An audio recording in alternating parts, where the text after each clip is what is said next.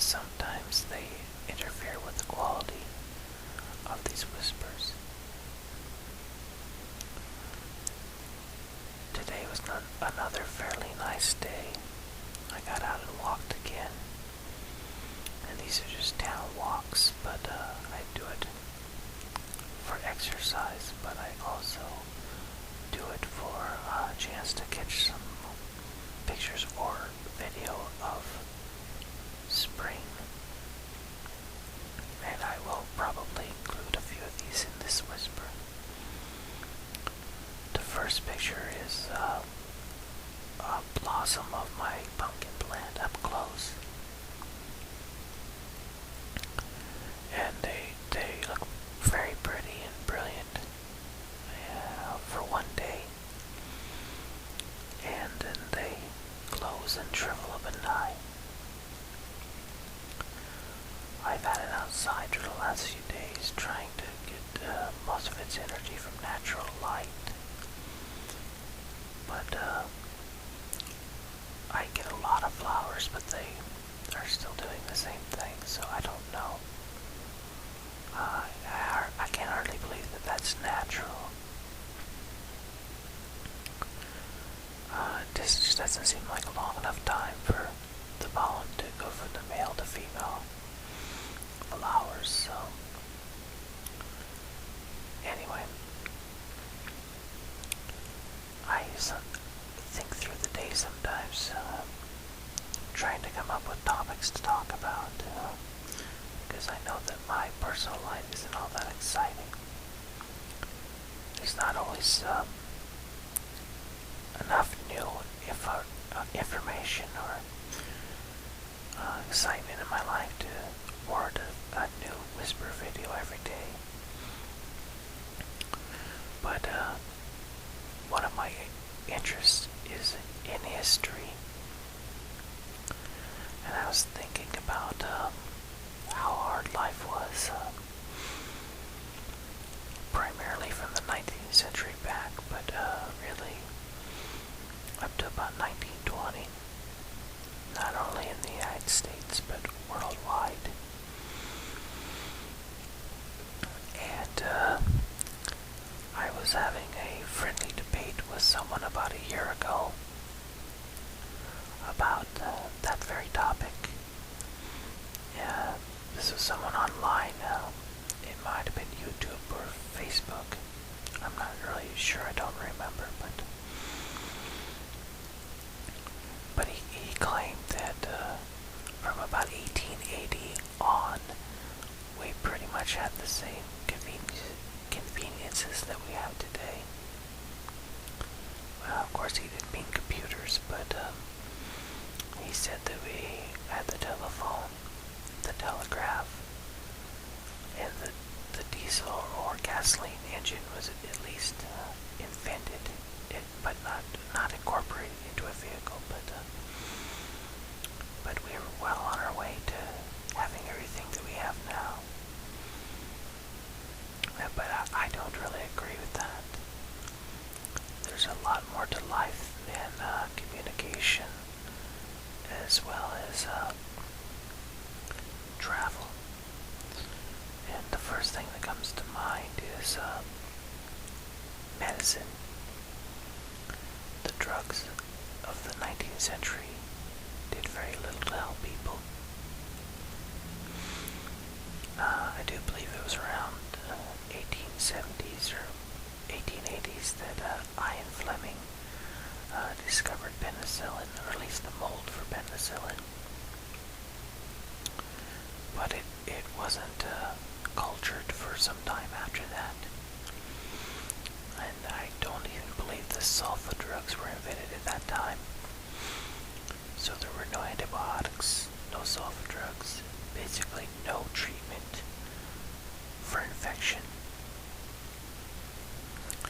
It's not to say that there wasn't knowledge of infection, and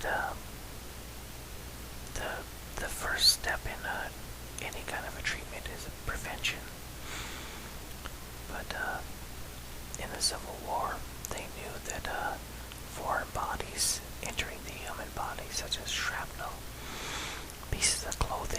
things could cause infection, and that infection could kill you. They were not aware of microscopic organisms, but they knew to try to avoid it. And if they could not, about the only treatment they had was amputation. So, yeah, and the other thing that they really did not have that we have now, beyond the fact that we have microprocessors and microchips, that the miracle of miniaturization really has changed this world. But the other thing is the knowledge on health.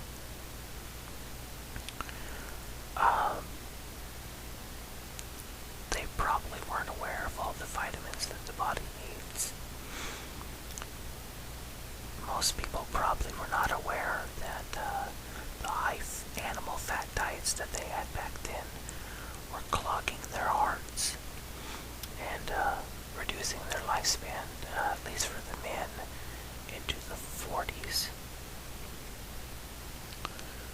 And even if they were aware of it, there probably wasn't much the average workman could do about that. They had to eat. They didn't have the choices that we have now. The concept of going on a diet probably never entered most people's minds.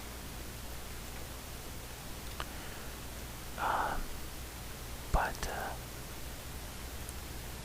also the fact that they worked so hard from sun up to sundown,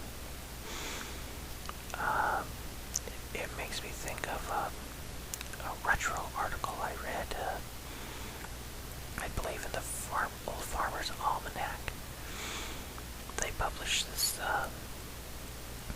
one-page ad that an employer had put into the actual magazine back in the 1800s. And it was in response to probably the first labor law in the United States, which stated that an employer could not make a work person work more than 11 hours in one day, and they had to have at least one day off in 7. And the article basically said that it was near utopian conditions, and that although they had to follow the law, they were going to make them work harder and faster in those 11 hours. So that just gives you an indication of the stress that these men and women went through. And for anyone that may say that the good old days were so good, I just really can't buy that. If time travel was possible, I would love to visit, but I wouldn't want to live there. And there's a ongoing joke between my mother and myself because she's old-fashioned. She was raised in a large family, and they didn't have much money, so they kind of lived almost like a frontier family. But the joke was, she was born 100 years too late, and I was born 100 years too early. I think that my son and my soon-to-be-born daughter, and especially their children, are going to see some amazing things. And I hope I live long enough to at least see men walk on Mars, if not an actual colony. I'm a little disappointed that one president talks about doing one thing and then the next one comes in and dismantles the entire plans, but that's a discussion for another time, I suppose. But yeah, I'm definitely ready to see some improvement in our country and the world. Everything seems so negative. And yes, I am aware that negative news sells in newspapers. It has more interest online and on the news programs, but it's pretty sad that the quote-unquote happiest news that the United States has received in 2011 is the killing of another human being.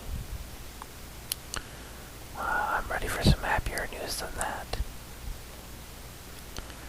Okay, I better end this and take care of some few little things I need to do yet tonight before bed, and I will talk to you real soon.